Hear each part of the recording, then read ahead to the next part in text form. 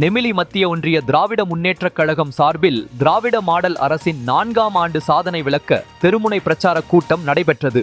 ராணிப்பேட்டை மாவட்டம் நெமிலி மத்திய ஒன்றிய திராவிட முன்னேற்றக் கழகம் சார்பில் திராவிட மாடல் அரசின் 4ஆம் ஆண்டு சாதனை விளக்க தெருமுனை பிரச்சார கூட்டம் சித்தூர் மற்றும் நாகவேடு கிராமத்தில் நடைபெற்றது. கூட்டத்திற்கு நெமிலி மத்திய ஒன்றிய செயலாளர் SGC பெருமாள் தலைமை தாங்கினார்.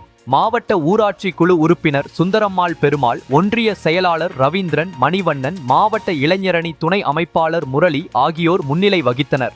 சிறப்பு அழைப்பாளர்களாக மாவட்ட இளைஞரணி அமைப்பாளரும் ஆற்காடு சட்டமன்ற தொகுதி உறுப்பினருமான JL ஈஸ்வரப்பன், தலைமை கழக பேச்சாளர் சேர்காடு கென்னடி ஆகியோர் கலந்து கொண்டு திராவிட மாடல் அரசின் 4 ஆண்டு சாதனைகளை குறித்து விளக்கி பேசினார்.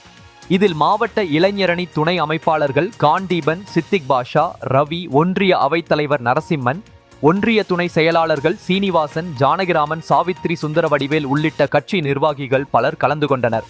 முடிவில் நெமிலி மத்திய ஒன்றிய இளைஞரணி அமைப்பாளர் முரளி முகேஷ் நன்றியுரையாற்றினார்.